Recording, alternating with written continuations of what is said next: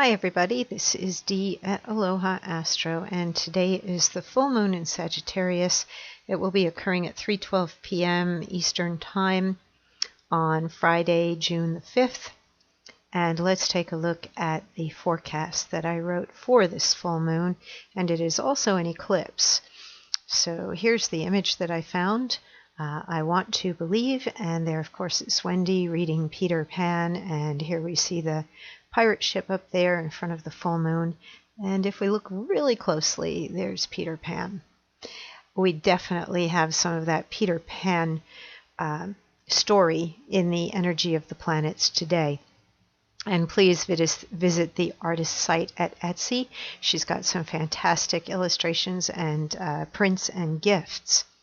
So, full moon and eclipse in Sagittarius, Friday, June 5th, encourages you to seek the truth, fight for principles, and believe in the fantastical, as the full moon creates a T-square with the Sun, conjunct retrograde Venus in Gemini, and Mars conjunct Neptune in Pisces.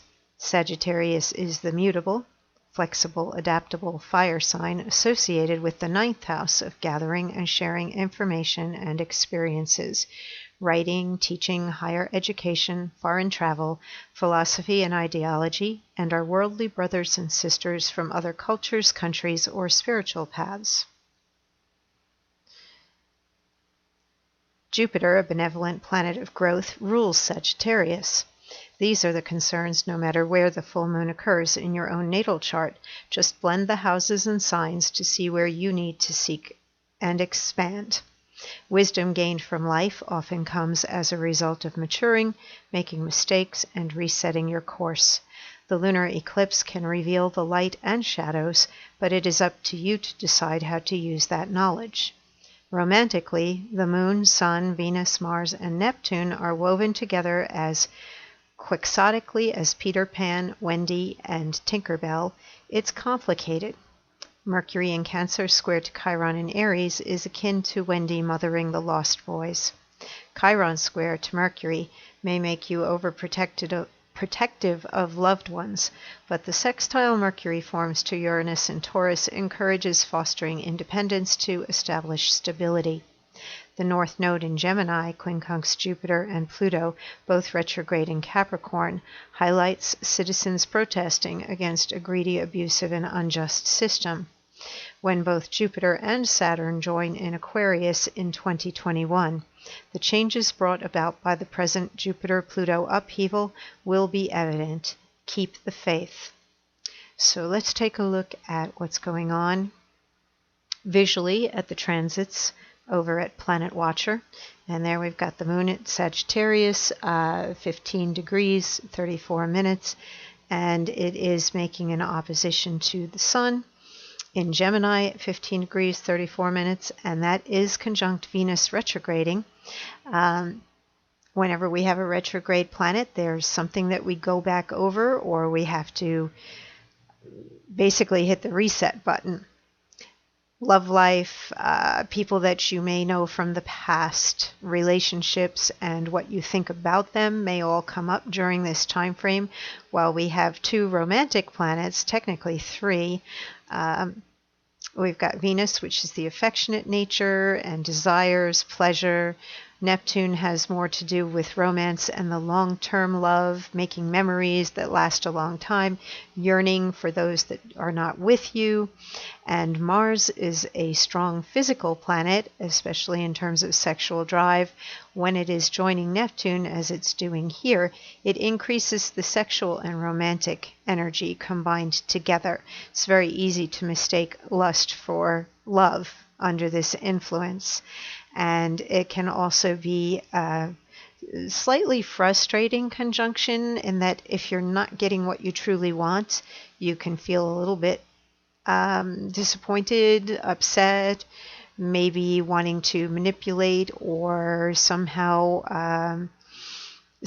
get what you want. You may pull out all the stops in terms of imagination, drama, being able to make a case for what you feel you deserve to have.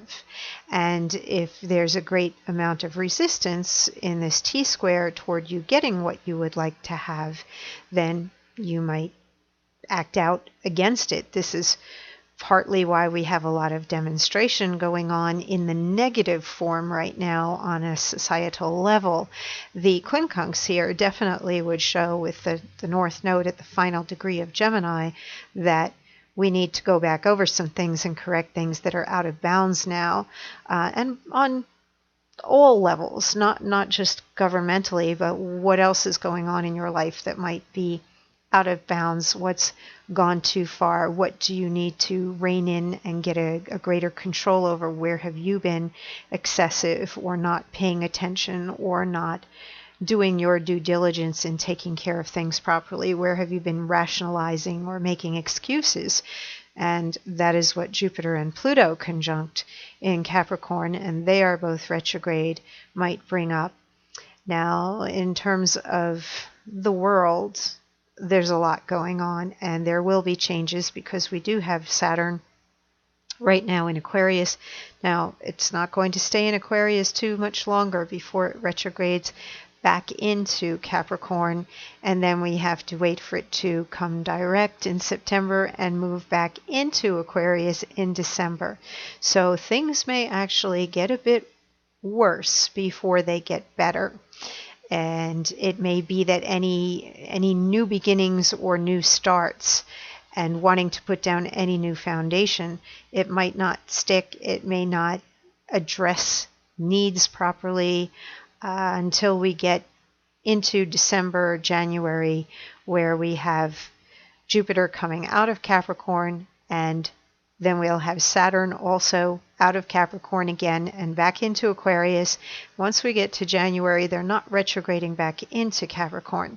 So a lot of this patriarchal, old school control stuff is going to diminish, and hopefully there's going to be a more humanitarian, socially aware system that thinks more about the people than thinks about people in power. That's the difference there between the Capricorn and the Aquarius energy. Aquarius is very future oriented, and it's very much about society as a whole and where society is moving toward, and the individuality that each person has but contributes to the overall whole of the group. And in Capricorn, we have that cardinal earth energy, which rules the 10th house of career, whereas Aquarius rules the 11th house of friends, groups, organizations, society as a whole. Capricorn is more about the individual who wants to be seen as a leader or a boss or in control or has the power. On its best side, it's wanting to be a caretaker or a support for others and want to be a good fatherly type of role model energy on the negative side. And definitely we are seeing the excesses of things because Pluto intensifies things, Jupiter expands things.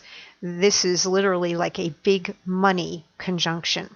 Hopefully, if you take a look at your own natal chart and see where you have Jupiter and Pluto transiting, you may be able to increase your income. If you're looking to increase things financially, look to see what house, what area of life these planets are transiting for you right now and move yourself up to another level. It may take some discipline, but Saturn indicates that it is possible to do things in a new way while it is in Aquarius, and also enables you to look toward the future.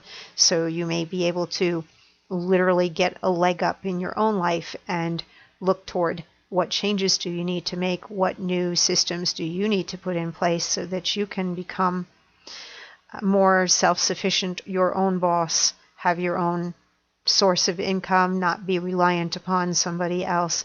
That may be some of what these retrograde planets will bring you as they transit your own natal chart.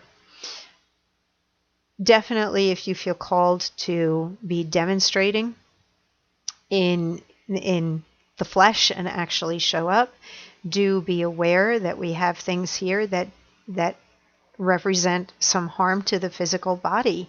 The Sun square Mars. And we have Neptune here, that there's a lot of energy of clouding the issue or not being able to see clearly, and people who may be entirely innocent may get hurt. You have to be willing to make that sacrifice, or be aware when you go out in public to protest. Protect yourself as well as you possibly can. And if you don't feel safe in taking that risk, then don't expose yourself, because people aren't necessarily going to be fair right now. As I said, we've got the shadow and the light with this T-square. It can be very deceptive, but it can also show and reveal, the darkness underneath, or the false thinking, the false beliefs that are not true, and the misuse of law and power. We also have another potentially harmful square in here with Chiron in Aries, which is strong warrior energy, but Chiron can be associated with your health and physical body, and because it does square Mercury in Cancer, the things that you say may also get a lot of backlash. And if you are out physically in public, then watch what you say. And even if you're saying things that you have a right to say and you're free to say, expect that you may be gassed for it, or somebody's going to turn rubber bullets on you, or whatever. Just consider that whatever could potentially occur based on what you think and what you say, because of Mercury square to Chiron. Eventually we will see the changes come about, and we do have a nice sextile here between the Sun and Venus conjunct, making a sextile to Chiron. And we also have a sextile here with Uranus and Taurus sextile to Mercury. And this is where in my forecast I mentioned that it's better, rather than being overprotective, to encourage independence and not dependency on somebody else. And if you are, let's say, responsible for other people, family members, or concerned for them, keep in mind that if they are adults and they are of an age to take care of themselves, then perhaps it is better that they do so. Encourage independence, because that will foster the strength that comes from self-reliance, and going through some of life's lessons on our own is really what makes us stronger and helps us to survive. So you can come in and help, and definitely try to, rescue or assist, especially with Neptune in the sextile here to Jupiter and Pluto as well, that might want to come in and help. But there's something to be said about people figuring out how to stand up for what they are expressing and take on the responsibility for it. Also to be free to make their own decisions and choices, and not be told by you or anybody else that they cannot. So we've got a lot of potential in here for changes and some improvements, but we also have a lot of challenge in the social level and definitely in the romantic level.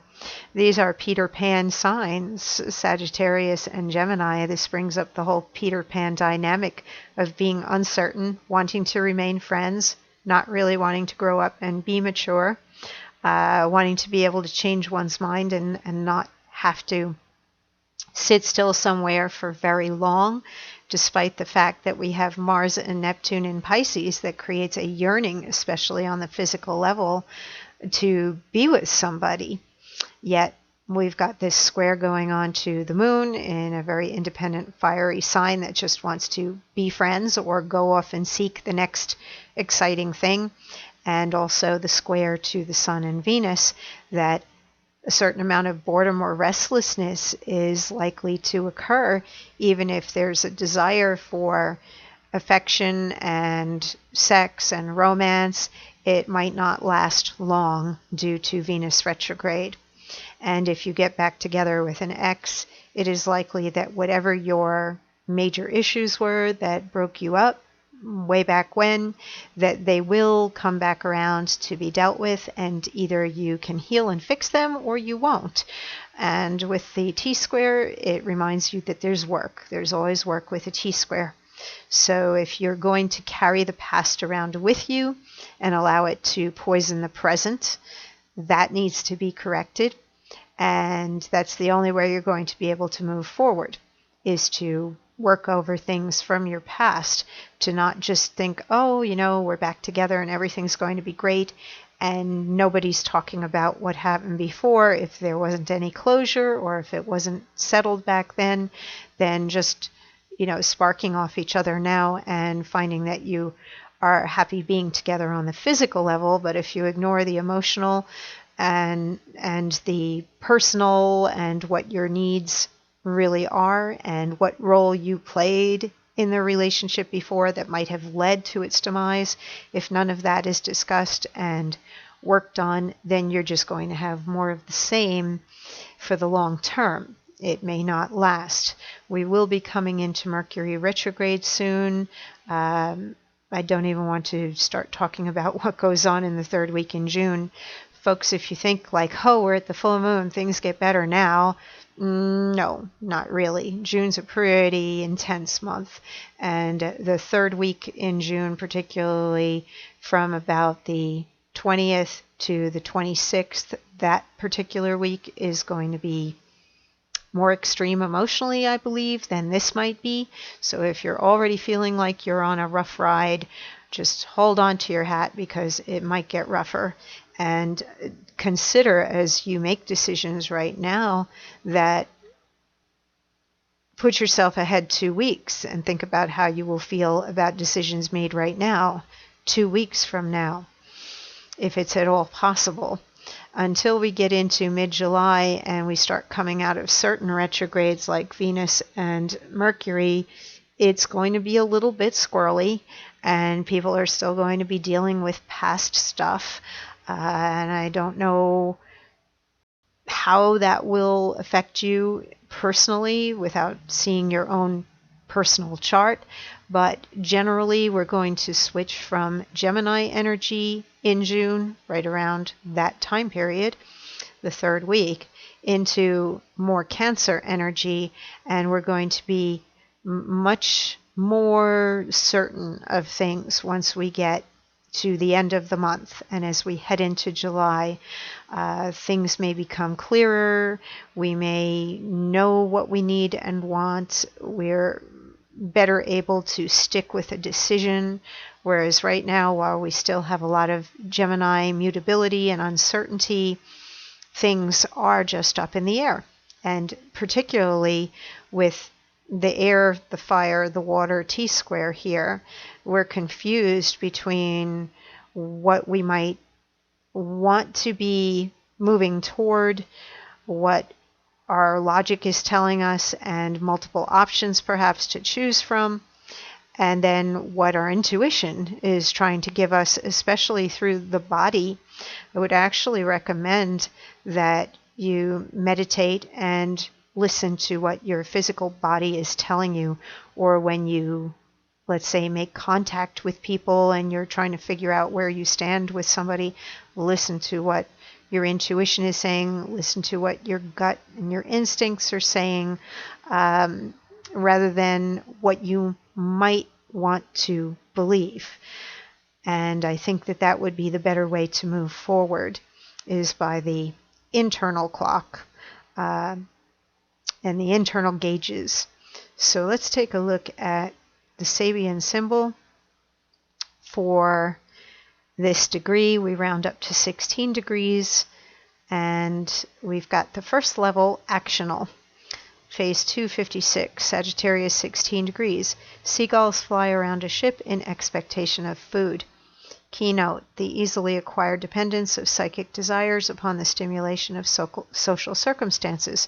Animals drawn into the circle of what human society produces find it easier to depend on man's handouts than to pursue their usually difficult search for sustenance. The seagulls here symbolize the more wild and normally untamable energies of the human soul, but they too can develop a land of domesticated dependence upon the byproducts of man's adventures within the realm of the unconscious, the sea. Natural instincts feed on the reactions and often perversions of the socially conditioned mind ego. Oh gosh, there's just so much in that sentence that you have to kind of absorb it, not think about it. You have to feel it. Natural instincts feed on the reactions and often perversions of the socially conditioned mind ego.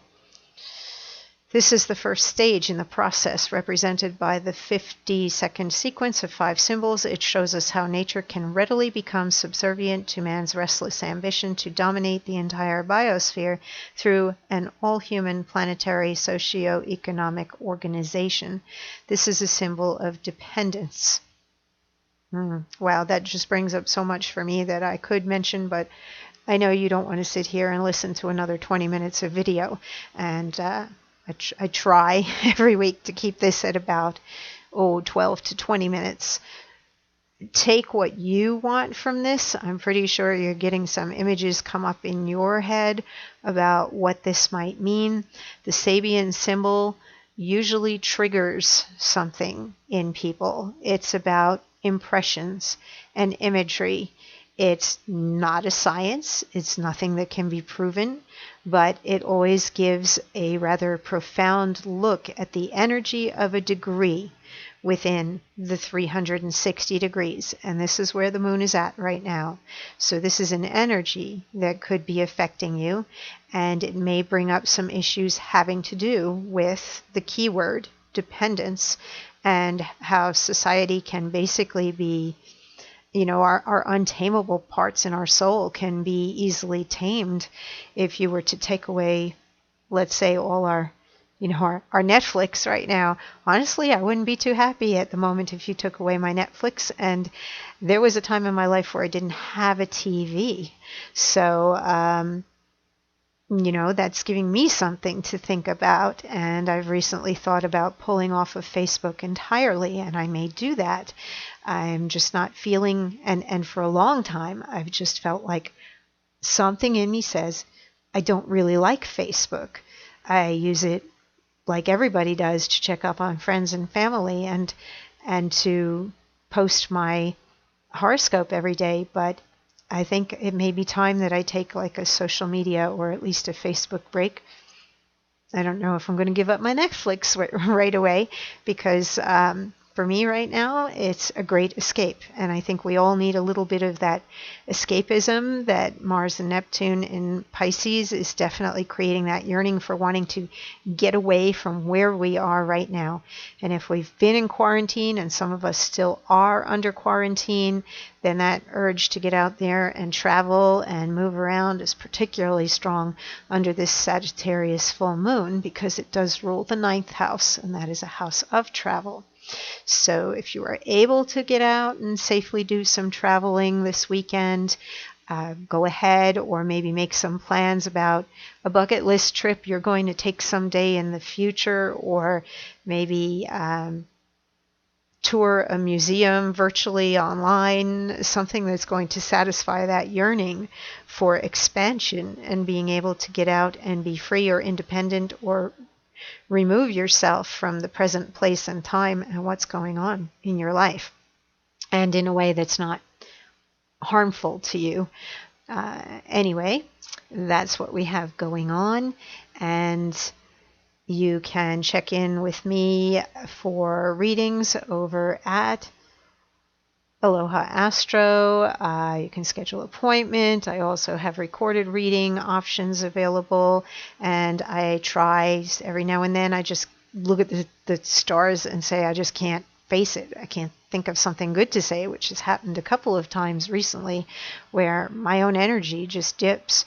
But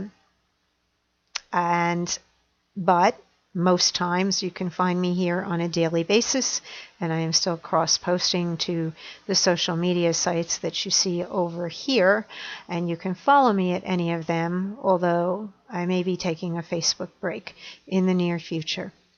Take care, be safe, particularly be safe if you are protesting. Keep the faith and belief in the goodness in people. We very often do attract what we believe that we are going to attract. If we are full of fear, then often we do attract things to be afraid of.